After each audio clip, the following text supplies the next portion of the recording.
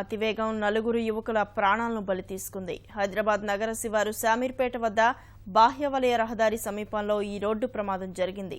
ఎంతో భవిష్యత్తున్న బిడ్డలు అర్ధాంతరంగా తనువు చాలించడంతో వారి కుటుంబాలు దుఃఖసాగరంలో మునిగిపోయాయి. మృతదేహాలను శవ పరీక్ష నిమిత్తం గాంధీ ఆసుపత్రికి తరలించారు. మితిమీరిన వేగం నలుగురు ప్రాణమిత్రులను మింగేసింది. మేడ్చల్ జిల్లా శామీర్పేట సమీపంలోని బాహ్య వలయ రహదారి వద్ద ఈ రోడ్డు ప్రమాదం జరిగింది. ఈ ఘటనలో సికింద్రాబాద్, మెట్టుగూడ, సాకేత్ ప్రాంతాలకు చెందిన నలుగురు యువకులు చనిపోయారు. మొత్తం 8 మంది స్నేహితులు 2 కార్లలో నలుగురు చొప్పున ఆదివారం సాయంత్రం షికారుకు వెళ్లారు.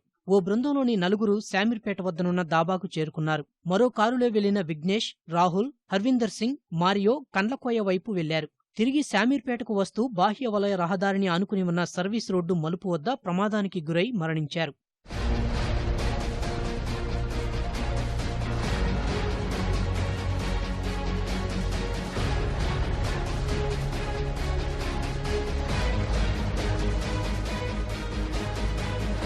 కారు నడుపుతున్న విఘ్నేష్ జైపూర్లోని మణిపాల్ విశ్వవిద్యాలయంలో ఇంజనీరింగ్ 2వ సంవత్సరం చదువుతుండగా, మారియో సికింద్రాబాద్లోని ఓ ప్రైవేటు కళాశాలలో డిగ్రీ అభ్యసిస్తున్నాడు. కారులో ఉన్నవారు సీటు బెల్టులు ధరించినట్లు పోలీసులు గుర్తించారు. కారు అతివేగంగా సుమారు 100 మీటర్ల వరకు పల్టీలు కొడుతూ పోవటమే ప్రమాద తీవ్రతకు కారణంగా భావిస్తున్నారు. ఈ ప్రమాదంలో వాహనం నుజ్జునుజ్జైంది. ప్రమాదానికి గురైన కారు నుంచి మృతదేహాలను బయటకు తీయడానికి పోలీసులు, స్థానికులు తీవ్రంగా శ్రమించాల్సి వచ్చింది.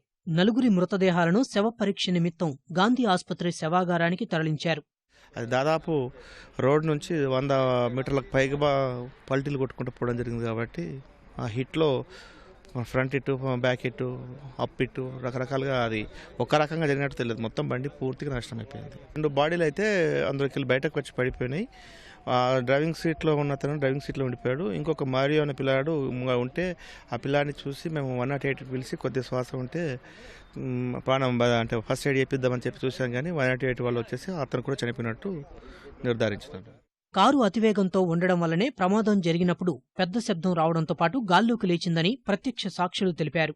సర్వీస్ రోడ్డు, బాహ్య వలయ రహదారికి మధ్యనున్న పొదల్లోకి కారు దూసుకెళ్లడమే అతివేగానికి నిదర్శనమన్నారు. కారులోని బెలూన్లు తెరుచుకున్నప్పటికీ ప్రాణాలు దక్కలేదని ఈ ప్రమాదాన్ని చూసిన వారు అన్నారు. సండే వచ్చిందంటే మరి అసలు ఔటర్ రింగ్ రోడ్కు అసలు అద్దుపద్దు అనేది ఉండలేదు. దయచేసి ఏంటంటే చదువుకున్న విద్యార్థులు కానీ ఎవరైనా సరే ఔటర్ రింగ్ రోడ్డు పొంటి వెళ్ళేటోళ్ళు ఎప్పుడైనా సరే కొంచెం అతి జాగ్రత్తగా మరియు వేగాన్ని తగ్గించి వెళ్ళవలసిందిగా మరి ప్రజలందరూ కూడా నేను విద్యార్థులకు కానీ ముఖ్యంగా విద్యార్థులకు, ఎందుకంటే మంచి భవిష్యత్తుని వాళ్ళ చేతుల ద్వారా వాళ్ళు నాశనం చేసుకోవడం జరుగుతుంది. బాహ్య వలయ రహదారిపై వాహనాల వేగ నియంత్రణకు పగడ్బందీగా చర్యలు చేపట్టాలని ప్రజలు కోరుతున్నారు.